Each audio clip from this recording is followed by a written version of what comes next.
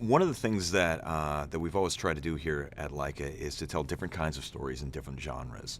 I'm really excited about telling different kinds of stories, diving into different kinds of themes, bringing different visual aesthetics to the screen. I don't want to repeat ourselves thematically, visually. And so the thing with Missing Link is that it felt like a very different kind of story, the kind of thing that we hadn't done before. And that's one of the things that gets all of us in this company excited. To visually do something new and distinctive and interesting, but also to dive in a different aspect of what it means to be human. Fundamentally, the film is really about connectivity. It's about empathy. It's about moving from isolation to connection, and it's a really potent emotional story at the core of it. And yet, on the top of it, we put this beautiful veneer of this incredible swashbuckling adventure that goes back to Jules Verne and Indiana Jones and things like that. It's a really cool turn of the century adventure story with monsters, and I thought that was a really exciting story to tell.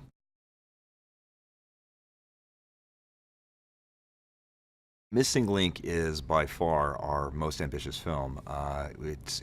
Essentially a travelogue that goes across the world. We start in all these different kinds of locations, which when you're essentially shooting these movies in what amounts to a big warehouse, to make it look like you're gallivanting all across the natural world can be challenging. A lot of times stop motion tends to look like it's shot on a tabletop because it effectively is.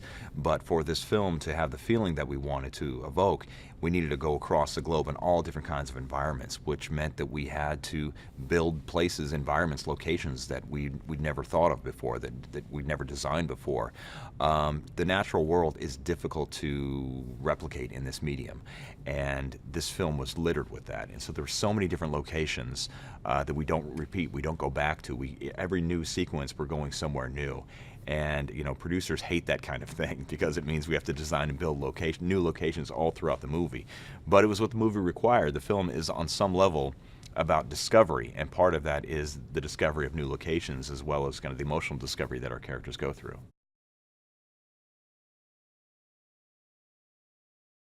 There's the old saw that directing is 90% casting, and I think in this case that's certainly true. We were spoiled for choice here in this film with our leads. We've got Hugh Jackman playing Sir Lionel Frost.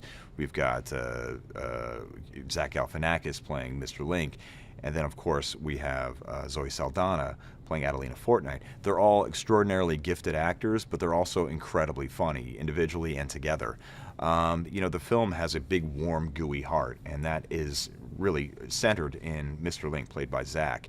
And he's just so naturally funny. You get him in the recording studio, and he'll read what's there, but he's always riffing. He will not give you the same line reading twice, which is really exciting for a director and a producer as you're trying to craft the performances in the film. Oftentimes, you're in the recording studio, years before you're actually shooting anything, and it gives you when you have an actor like that can ad lib, that can bring so much invention and their own creativity to the performance. It gives you a lot of different choices for making the character really fully come alive, through the voice. But then that inspires the animators to give the character that much more vitality when they're bringing them to life with their hands.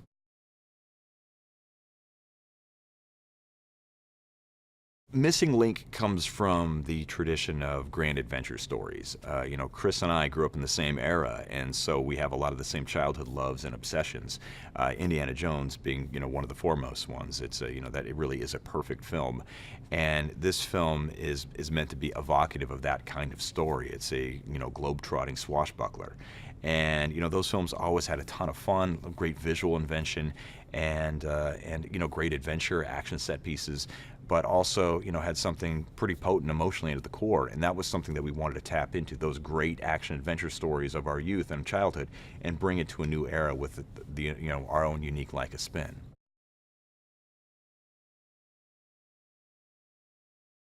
One of my favorite action scenes in the film is the fight that takes place on the boat. This raging storm at sea, where the boat is shifting around as there's this big chase and a fight, and there's peril as our characters are potentially tumbling over the railing into the water. It's the kind of action scene that we've never done before, and it's really cool. It's got so many different layers happening at any given moment. Visually, it's incredibly interesting, and it was challenging to pull off. But then there's also another layer of comedy and peril, and then the music on top of that, which really does bring about the emotion of the scene. It was a really challenging scene to pull off, but I think it's a ton of fun to watch. And I think, for me, probably the other scene that's incredibly exciting to watch is the scene that takes place on the ice bridge towards the end of the film. It's towards the climax of our movie, and it's kind of classic, cartoon physics involved in that, but it's also, you really feel the peril, and it's just really beautifully choreographed and shot. The animation is extraordinary, and it's just a real joy to watch.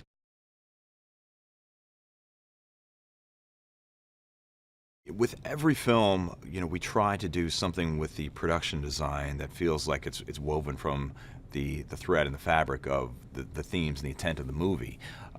This film is meant to be kind of this kaleidoscopic riot of color. It's essentially a vibrant travelogue of, as we're going across the world. It has a real warmth at the center of it, and we wanted that to be reflected in the palette. It's really punchy, it's bold, it's bright, it's colorful, and it's something that people don't typically associate with stop motion animation. I think, stop motion people generally think of as something that's kind of dark and bleak and oppressive and gothic, and certainly there are stories that have been told, in the medium using that kind of palette and aesthetic. But this film was a different kind of a movie, and it was a much more bright, colorful, fun adventure story, and it felt like it called for that kind of design, that kind of color palette, and so it just naturally came about because of the overall themes and the emphasis of the movie, and it just kind of just sprouted from that.